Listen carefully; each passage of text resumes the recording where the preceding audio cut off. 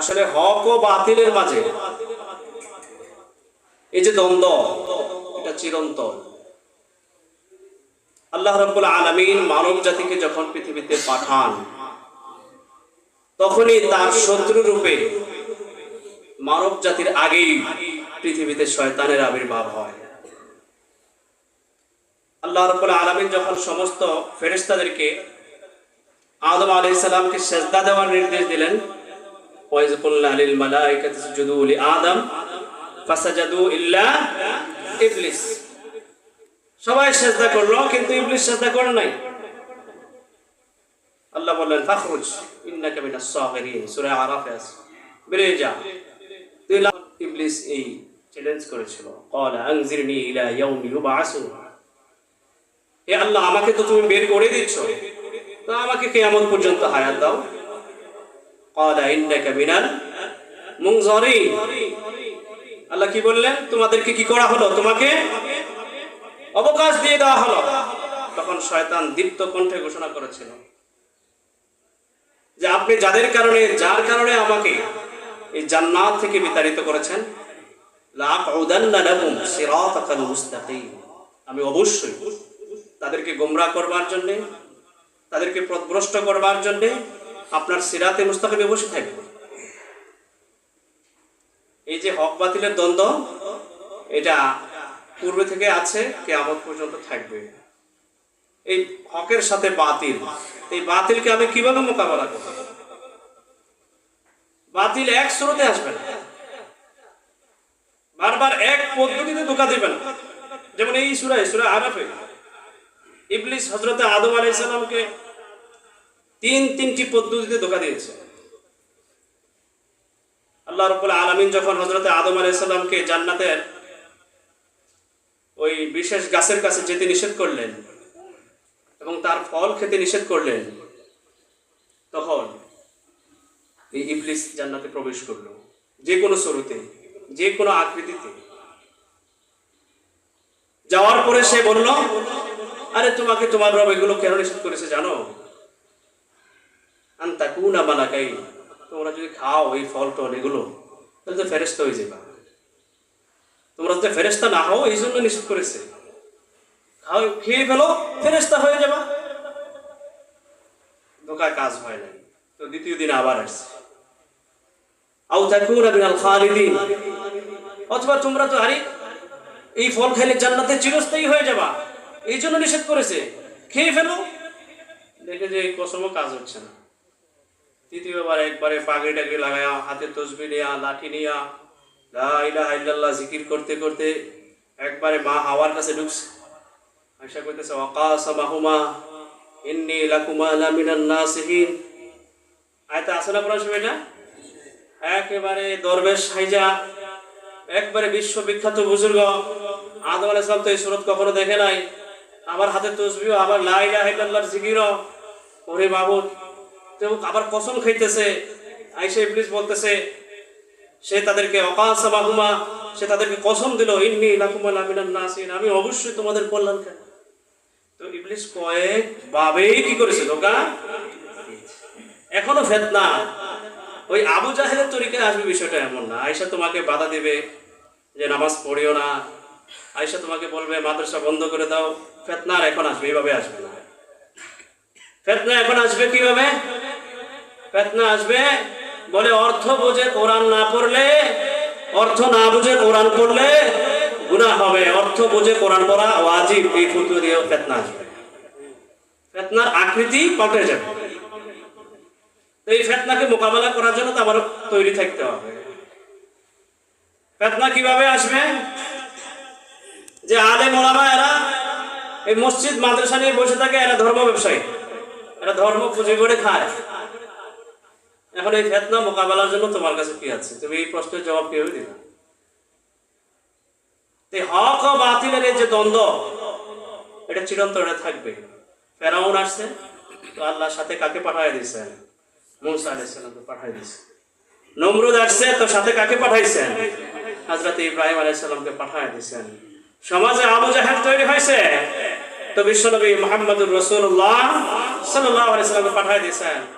সমাজের সবচেয়ে গোমরাহ, দ্বীনে বাদশাহ আকবরের আবির্ভাব হয়েছে, তা আল্লাহ রাব্বুল আলামিন মুজাদ্দিদ আল-ফিসানি রাহমাতুল্লাহ আলাইহিকে পাঠায় দিয়েছে। আমাদের দেশে নাস্তিকতাবাদী নামে, শাহবাগী নামে যখন ফিতনার আবির্ভাব হলো, তখন হক হেফাজতে ইসলাম বাংলাদেশের নামে কি হয়েছে? আবির্ভাব হয়েছে। এই যে ফিতনা, আজকে দাওয়াত ও তাবলীগ নিয়ে যে ফিতনা চলছে, এটাও একটা ফিতনা। এখন এই ফিতনা নিরসন আমি করব কি? আমি তো মসজিদের ইমাম, আমার মসজিদে মওদুদিয়ত আছে, আমার মসজিদে বেদাতে আছে, আমার মসজিদে কি বলে এটাকে রেজবি আছে, আমার মসজিদে আহলে হাদিস আছে। তো আমি এত সব ফিতনার সাথে মিলে কিভাবে এই ফিতনাকে মোকাবেলা করব? আল্লাহ রাব্বুল আলামিন বলে দিয়েছেন, উদউ ইলা সাবিলিল্লাহি বিল হিকমাতি ওয়াল মাউইজাতিল হাসানাহ, যে তোমরা আল্লাহর দিকে মানুষকে হিকমতের সাথে আহ্বান করো এবং উত্তম ভাষায় উত্তম নসিহতের মাধ্যমে আহ্বান করো। ধরো একটা মসজিদ তুমি যেখানে আছো সেখানে হলো বেদাতীদের সাইলাব, কবর পূজারী, মাজার পূজারী, আর হলো কিয়ামীর। এমন এক মসজিদে তুমি ইমাম আর খতিব হয়েছো। এখন সেই মসজিদ থেকে এই বেদাতগুলো, সেই এলাকা থেকে এই বেদাতগুলো তুমি কিভাবে দূরীভূত করবা?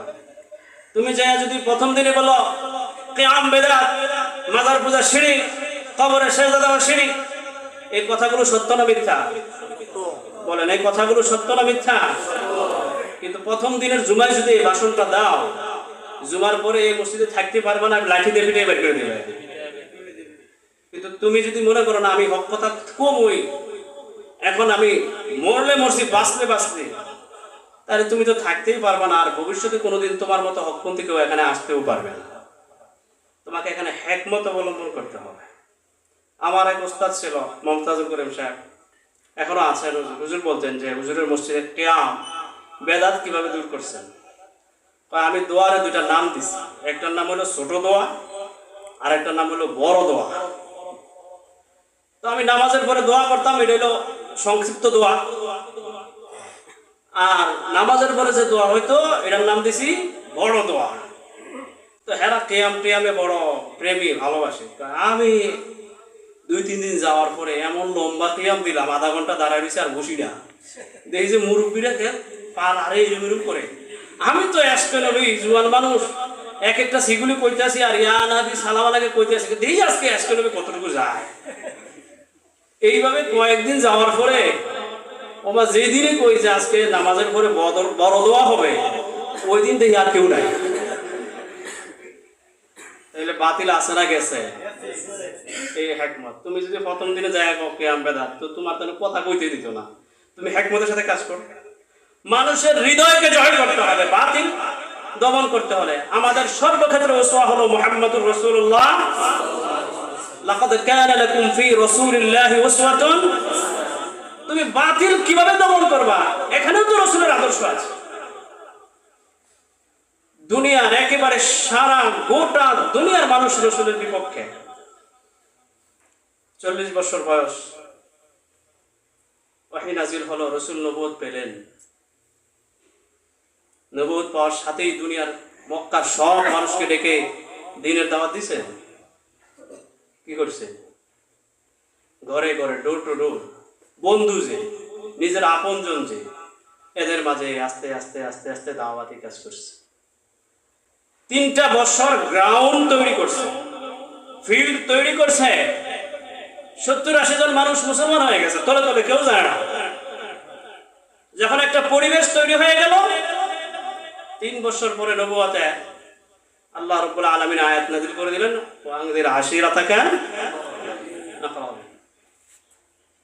এবার এলান করা, এখন আর গোপনে দাওয়াত দেওয়া যাবে না, নবী গ্রাউন্ড তৈরি হয়ে গেছে।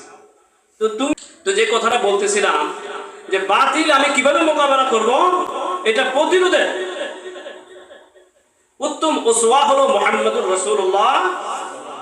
গোটা মক্কাবাসী রাসূলের বিরোধী, সেইখানে রাসূল এক আল্লাহর দাওয়াত দেওয়া শুরু করলেন।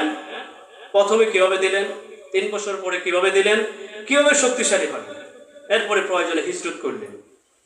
তুমি হকের পথে থাকবা, আর কাটার আঘাত তোমার গায়ে লাগবে না, সেটা কিন্তু অসম্ভব। তোমাকে কাটা তোমার পায়ে বিদ্ধ হবে, তোমাকে কষ্টের সম্মুখীন হতে হবে। এই জন্য বিশ্বনবী মুহাম্মদুর রাসূলুল্লাহর সিরাত বেশি বেশি পড়তে হবে এবং সেই আলোকেই আমার দাওয়াতি প্রোগ্রামগুলো চালাতে হবে। কথাকে আমি বুঝাইতে পেরেছি?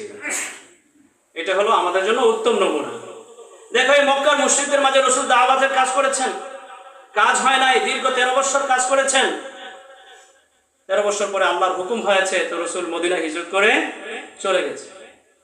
হিজরত করে চলে যাওয়ার পরে দেখেন মদিনায় শান্তি নাই, মদিনাতে শান্তিতে থাকতে পারছেন না। ষড়যন্ত্র, মক্কা থেকে চিঠি পাঠায় মদিনার ইহুদিদেরকে উস্কে দিচ্ছে মুসলমানদের বিরুদ্ধে।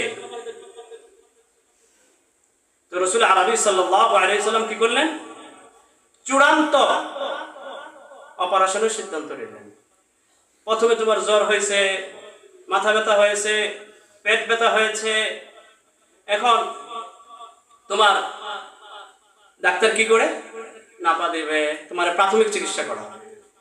এই রোগটা যদি বাড়তে বাড়তে বাড়তে বাড়তে গিয়া ক্যান্সারে চলে যায়, আর কোনো চিকিৎসায় কাজ হয় না, তখন ডাইরেক্ট কোথায় চলে যায়? ডাক্তার অপারেশনে চলে যায়, যেটা কেটে ফেলে দিতে হবে।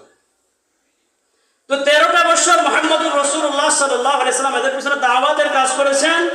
ওখান থেকে এদের যন্ত্রণা হিজরত করে মদিনায় চলে এসেছেন। আসার পরেও দেখতেছেন মুসলমান নিরাপদ না, আল্লাহর হুকুম হয়েছে। তো এই মুশরিক নামক বেঈমানদের বিরুদ্ধে যে ক্যান্সার জমিনে তৈরি হয়েছে, অপারেশন তৈরি করলেন, অপারেশন চালাইলেন। গজওয়ায়ে বদর, আন্দোলন সংগ্রাম এই চূড়ান্ত পর্যায়ে। আল জিহাদু মাযিন ইলা ইয়াউমিল কিয়ামা। তাহলে প্রথমে দাওয়াত, পরে জিহাদ, প্রথমে দাওয়াত, পরে জিহাদ।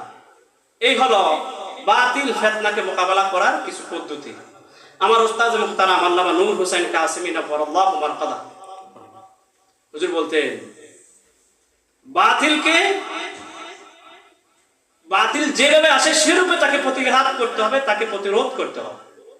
বাতিল যদি সাংগঠনিক রূপ নিয়ে আসে, তাহলে তার মোকাবেলা করতে হবে কি দিয়ে? আর একটা সংগঠন দিয়ে, সাংগঠনিক রূপ দিয়ে। তুমি এককভাবে তার মোকাবেলা করে পারবে না। বাতিল যদি লেখনের রূপ দিয়ে আসে, তাহলে তোমাকে ওই বাতিলের মোকাবেলা করতে হবে লেখনী দিয়ে। বাতিল যদি জ্বালাময়ী বক্তব্যের রূপ নিয়ে আসে, তাহলে এই বাতিলকে মোকাবেলা করতে হবে হকের পক্ষে এই ধরনের আরেকজন জ্বালাময়ী বক্তার মাধ্যমে। কথাকে বুঝাইতে পেরেছি? এই জন্য আমাদের লিয়াকত অর্জন করা জরুরি, আমাদের যোগ্যতা অর্জন করা জরুরি, পড়ালেখা জরুরি, স্টাডি করা জরুরি। আল্লাহ রাব্বুল আলামিন আমাদেরকে আমরা যে সমস্ত কর্মস্থলে আছি, সেই সমস্ত কর্মস্থলে এই ধরনের ফিতনাকে নির্মূল করবার জন্য যত ধরনের উপায় আছে সেগুলো অবলম্বন করে হককে বিজয়ী করবার তৌফিক দান করুন।